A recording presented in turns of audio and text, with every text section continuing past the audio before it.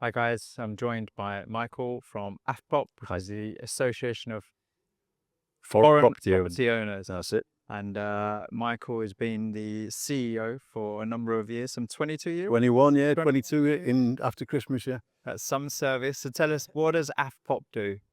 AFPOP is an advice and support system for our members, basically.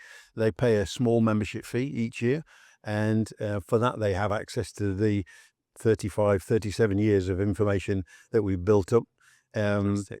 We have information bulletins and fact sheets that they can download themselves, that they can access, which is a ready source of information. But then if they have further questions or questions that aren't included in those information bulletins and fact sheets, they can contact the office and we research the answers for them.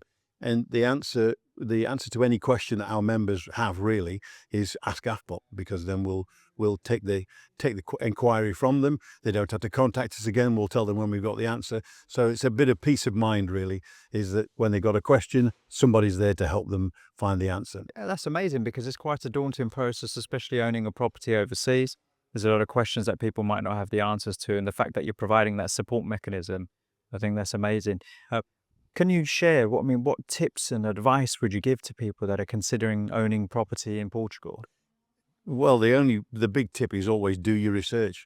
Uh, the people who get the best out of the time in Portugal are the people who do the research in advance. It's okay. A lot of people have made over the years have made impulse decisions. I'm going to move. I'm going to go there. I'm going to go to that place. I always used to like it when we went on holiday. Being somewhere when you're on holiday isn't the same as living there. Yeah. You go to places on holiday for a reason, and you live places for maybe other reasons than the reasons that you go on holiday. So look around where you want to be. It's even worth renting somewhere if you're seriously thinking about coming over, unless you specifically know where it is. You know the area that you want to go to. That's fine, but you do your research and do the research on what the healthcare systems are like. If you're bringing children, you need to look at what the school systems are like. Most of our members are well above that period, so above that age, so it's not a concern for them.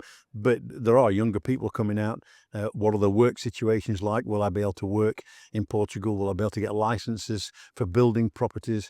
Another fallback that pitfall that people have had over the years is assuming that they can do something and then getting here and finding actually you can't do that without a license. The license process is quite long, can be quite expensive, and they find those things out when they're actually here, and then they've committed themselves to something which is going to cost them a fortune, which maybe they could have got round if they'd done the research beforehand. So it's a case of looking where you want to be, finding out what you need to have to get there. And these things don't have to take 5 years to do the research, but it can be a short period of time. Well, I was But just going to ask you, how long should somebody be researching before making this decision at least? well, the longer the better, obviously.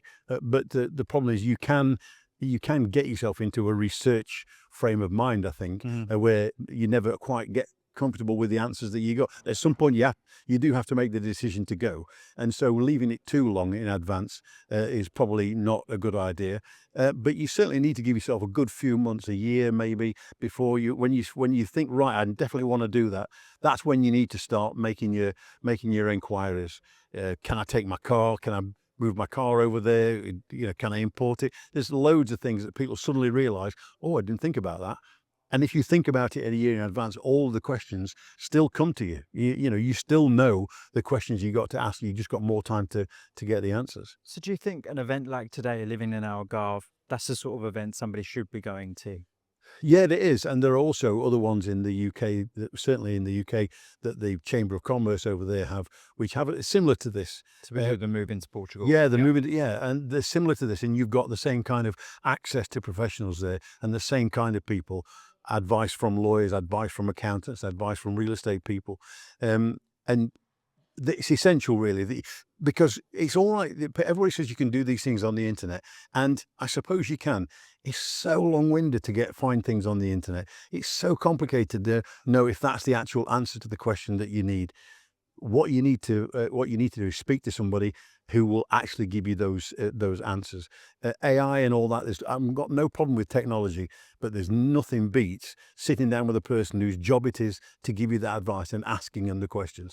So 100%. these kind of events are much better. You can find out more in 2 hours coming to one of this than you can in a fortnight on the internet, and be confident that you've got the answer to the questions that you're actually asking and not somebody else's internet opinion. So these kind of places are really, really important if you're making a decision to move abroad. Well, Michael, listen, thank you so much for sharing that information and your tips and your advice. Pleasure to see you again. Yeah. You look nice, Sasti. Yeah, nice to see you too. Really great to see you. And Just make sure that people get themselves a reliable information source. I see too many times, even now after all these years, I'll be out and about and we're having a meal in a restaurant or something. I can hear friends giving each other advice, and I'm thinking, that's not right. What you're saying there is, and a number of times that my wife gets out of her mind now, and she'll see the look come on my eyes, say, no, ignore them. But I have to go over and say, look, that's not right what you're saying. You just need to actually check that, because that's not correct anymore. But so many people rely on their friends. Oh, Jack wouldn't see me wrong, and they might not be seeing you wrong. They might be thinking they're giving you the right information, but A, they're not accountable to you if they make the wrong decision, and B, you don't know if what they're saying is relevant, or they've made it up or heard it from another person. So find yourself a reliable source of support and information.